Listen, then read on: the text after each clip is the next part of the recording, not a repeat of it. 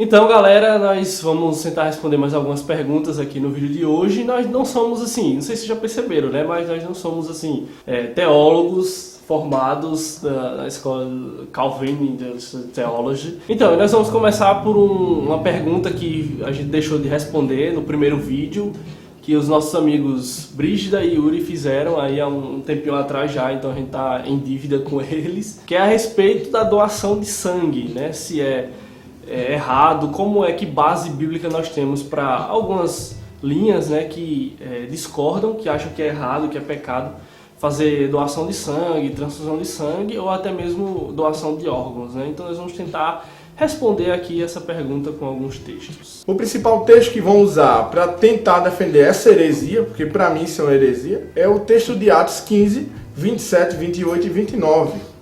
E já de cara eu digo uma coisa bem importante.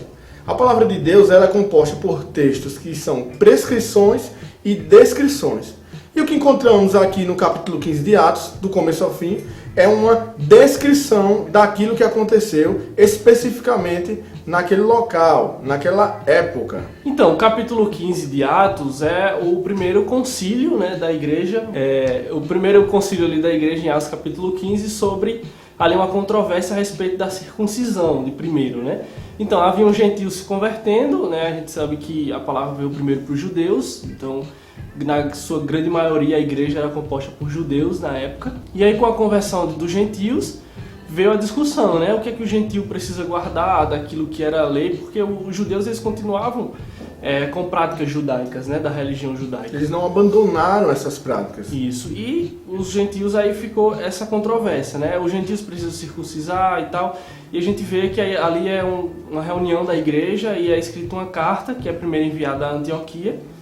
E eles decidem, eles conversam naquele momento, naquela reunião, e dizem, né, defendendo biblicamente que não é preciso mais, né? Então eles trazem um entendimento correto acerca da circuncisão, e não é mais para esse tempo, para a nova aliança.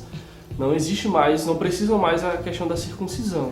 E é claro, existem alguns textos no Antigo Testamento que eles vão usar como base, que é o texto de Gênesis 9:4, Levítico 3:17, Levítico 7:27 e vários outros. Mas uma coisa bem importante que tem que ficar clara é que essas coisas que eram prescritas na antiga dispensação, na sua grande maioria, se tratando da lei cerimonial, ela foi abolida, no caso com o sacrifício de Jesus, que foi, a gente conhece lá em Hebreus, se você ler nos Evangelhos e por todo o Novo Testamento vai estar descrito que como Jesus morreu de uma forma substitutiva, ele sim foi o sacrifício perfeito de uma vez por todas, no qual não precisam mais ser sacrificados. E dessa forma as leis cerimoniais foram abolidas. Então qualquer coisa que seja relacionada a comer ou beber no Antigo Testamento não se aplica aos dias de hoje.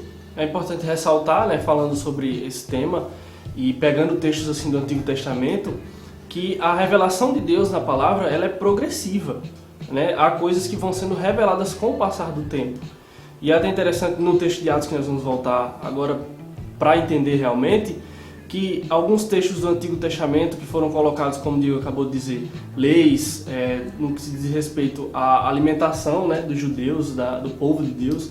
E nós vemos naquele texto conhecido em Atos que Pedro tem uma visão e Deus manda matar, ele vê todo bicho lá na visão, todos os animais de várias espécies, e Deus pede para matar e comer. Uma visão de Deus para Pedro, significando a palavra ainda também aos gentios, né, não só os judeus, que era o que simbolizava por trás daquela visão. Mas é claro que tem uma visão ali dizendo que não tem nada mais impuro, não é? Aqueles tipos de carne e tipos de animais que eram impuros, ali Deus deixa claro para Pedro que não existe mais isso. E nós vemos isso em outros assuntos também na Bíblia, que é uma revelação progressiva. Então, no Antigo Testamento, passando por toda a Bíblia, Deus vai se revelando ao povo, e nós vemos no Novo Testamento que coisas que eram proibidas agora já são liberadas. Diz assim Atos 15, a partir do verso 27. Portanto, estamos enviando Judas e Silas para confirmarem verbalmente o que estamos escrevendo. Pareceu bem ao Espírito Santo e a nós não impor a vocês nada além das seguintes exigências necessárias: que se abstenham de comida sacrificada aos ídolos, do sangue, da carne de animais estrangulados e da imoralidade sexual. vocês farão bem em evitar essas coisas, que tudo lhes vá bem. Então aqui está o texto. Então aqui está o texto principal, no qual eles usam para poder basear essa heresia. E uma coisa primordial que eu quero falar aqui nesse vídeo, já de cara, é que tais pessoas que defendem isso não creem no Espírito Santo. Desde os primórdios, é unanimidade na igreja que o Espírito Santo é uma pessoa. Uma pessoa que se aborrece, se entristece. Então como é que uma energia pode vir a, no caso, exortar a igreja? Então não faz sentido, porque se for analisar o verso 27, vai dizer que... o verso 28 vai dizer que pareceu bem ao Espírito Santo. Então como associar uma coisa a outra? Fica difícil. É verdade.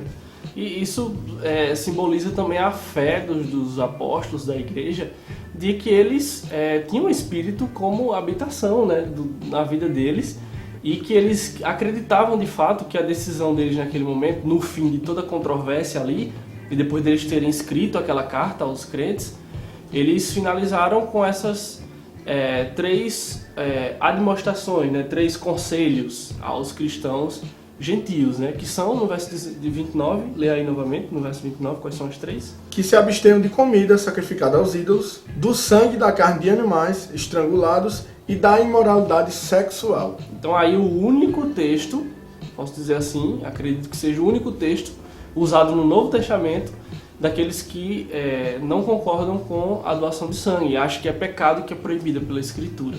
Então o que é que nós fazemos com esse texto para explicar o contrário? Então, mas nós percebemos que no texto não especifica a questão da doação de sangue ou transfusão de sangue. Não tem nada claro da Escritura sobre a questão.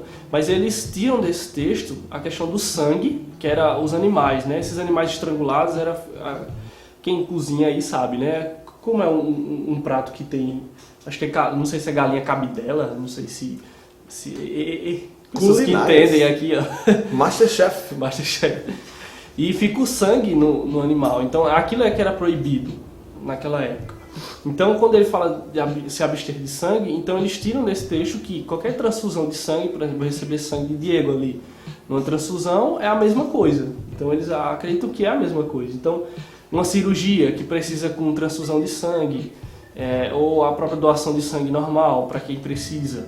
Então para eles tudo isso se encaixa nessa proibição da Escritura de se abster do sangue. E um outro texto que é bem interessante, que a gente precisa ler para poder compreender esse texto, porque aqui Paulo está envolvido diretamente, é o texto lá de 1 Coríntios. Capítulo 8. Paulo vai escrever sobre a carne sacrificada a ídolo especificamente. E ele dá algumas ordenanças, escreve algumas coisas bem interessantes. E é aquilo do que a gente já falou, a questão da revelação progressiva. O que é que nós queremos provar aqui e responder naquilo que nós acreditamos? Que aquele problema em Atos da igreja, aquela decisão daquele concílio, foi por um problema específico daquele tempo e daquele momento e daquelas pessoas ali que estavam envolvidas, como o Diego colocou. É um texto descritivo, ele descreve o que aconteceu naquele determinado momento. Então não é uma prescrição, como essas pessoas acreditam. Porque Paulo vai escrever em 1 Coríntios 8, que acerca da carne sacrificada a ídolos, que o mais importante é a questão da consciência de cada um. Romanos 14 ele vai repetir algumas coisas também, de carne sacrificada e algumas outras coisas. Apenas ter cuidado com as pessoas que são fracas na fé e para não ser pedra de tropeço, como ele coloca em 1 Coríntios capítulo 8. Então a questão do escândalo entra aí muito em vigor agora. E fica evidente também que nesse capítulo 15 é tratado desse problema. Esse concílio só aconteceu por causa desse problema dos judeus vivendo da mesma forma com que eles viviam antes de Cristo morrer por eles. E também porque os que iam crendo não viviam igual a eles. Então deu essa confusão. E aprove fazer esse concílio no intuito de resolver essa situação. E a melhor forma que eles encontraram, guiados pelo Espírito Santo, foi que eles não custariam nada para os que iam se convertendo agora, no caso dos gentios, se abster dessas coisas para que tivessem paz e pudessem se assentar à mesa. Pelo bem da comunidade. E sobre a imoralidade sexual que ele vai falar ali, é algo que exorta tudo. Porque os cristãos que iam se convertendo, eles viviam na prática da imoralidade. Diferente dos que iam se convertendo, dos judeus, que eles já têm um ensinamento da lei para se abster da imoralidade sexual. Então, os judeus eles já vinham se abstendo dessa imoralidade. Os outros cristãos gentios não, eles nunca tiveram nada para que ensinassem que deveriam se abster, ou que aqueles atos eram um ato de imoralidade sexual. Por isso que ele cita a questão da imoralidade sexual. E fechando esse assunto, essa pergunta, por que usar 1 Coríntios 8 e Romanos 14 e outros textos? É justamente aquilo que a gente falou da prescrição. Se o texto fosse prescritivo, Paulo não ia escrever algo diferente, porque o que ele escreve em 1 Coríntios 8 vai totalmente de encontro ao que foi decidido de Atos, deixando claro que aquilo ali era uma questão específica. E quando ele coloca em 1 Coríntios 8, questão de consciência. Então nós não cremos que esse é um texto prescritivo para nós, e nós não cremos que existe uma proibição bíblica e divina para doação de sangue. E o próprio Jesus disse que quem ama o seu irmão, não existe amor maior do que entregar a vida pelo seu irmão, entregar a sua própria vida pelo seu irmão. Então nós cremos de forma muito profunda que você doar sangue ou você ser doador de órgãos, né, depois que você morrer, faz parte das boas obras e faz parte do amor ao próximo, né? Quando você faz o bem ao próximo, de você doar algo que é importante para você, para o próximo. Então faz parte daquilo que a Bíblia fala como amar o próximo. E não amar apenas só de palavras, mas em atitudes, em atos. Então nós não temos base nenhuma para uma proibição na Escritura acerca da doação de sangue e doação de órgãos.